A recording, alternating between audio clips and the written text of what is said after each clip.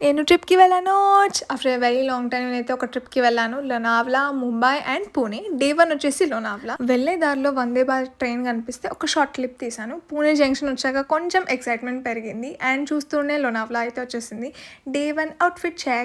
మేము ఫ్రెష్ అయ్యేలోపే lunch time అయిపోయిందనమాట. సో, రామకృష్ణ హోటల్‌కి వెళ్ళి లంచ్ చేసేసాము. దాని తర్వాత మా ఎక్స్‌ప్లోర్ చేయడం అయితే స్టార్ట్ అయింది.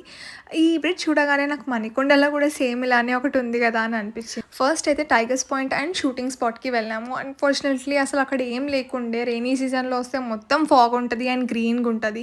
బట్ ఇక్కడైతే మొత్తం అంతా ఎండిపోయి ఉంది. వీడియోస్ తీసుకున్న అవి కూడా బా రాలేదు. తర్వాత కొంచెం సేపు క్యామెల్స్, హేమంత్ అండ్ అర్జున్‌తో టైమ్ పాస్ చేశాను. Next we headed to the Bhushi dam. ఈ గుంతలు చూడగానే నాకు వానగుంత పీటలే గుర్తొచ్చినాయి. యూజువల్లీ ఈ స్టెప్స్ మీద అయితే రెయినీ సీజన్‌లో మొత్తం వాటర్ ఫ్లో అవుతూ ఉంటుంది.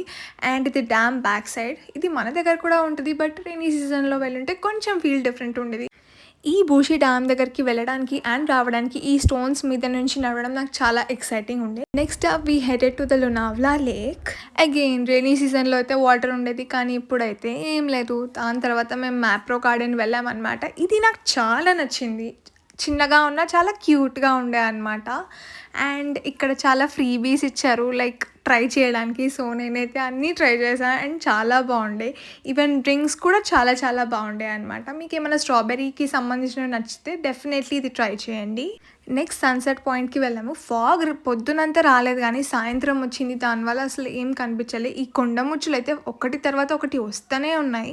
పక్కనే టెంపుల్ ఉంటే ఆ టెంపుల్ కూడా విజిట్ చేశాను. దాని తర్వాత ఫస్ట్ టైం నేను వడపావ్ తిన్నాను, చాలా బాగుండే. డిన్నర్ టైం అయింది, సో డిన్నర్ కూడా చేసేసాను. అలా చిక్కీతో ఎండ్ చేసా.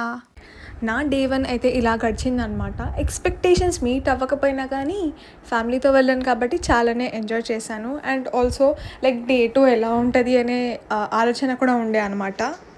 నేను హైదరాబాద్ నుంచి కాబట్టి హైదరాబాద్ రోడ్స్‌కి అండ్ ఇక్కడ రోడ్స్‌కి ఏం డిఫరెన్స్ ఉంది అండ్ ఆల్సో ల్యాండ్‌స్కేప్ ఎలా ఉంది, ఇవన్నీ అబ్జర్వ్ చేయడం నాకు చాలా ఇష్టం అనమాట.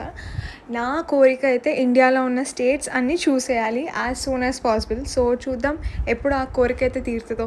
మళ్ళీ పార్ట్ 2 వ్లాగ్‌లో కలుద్దాం. సరే మరి టాటా.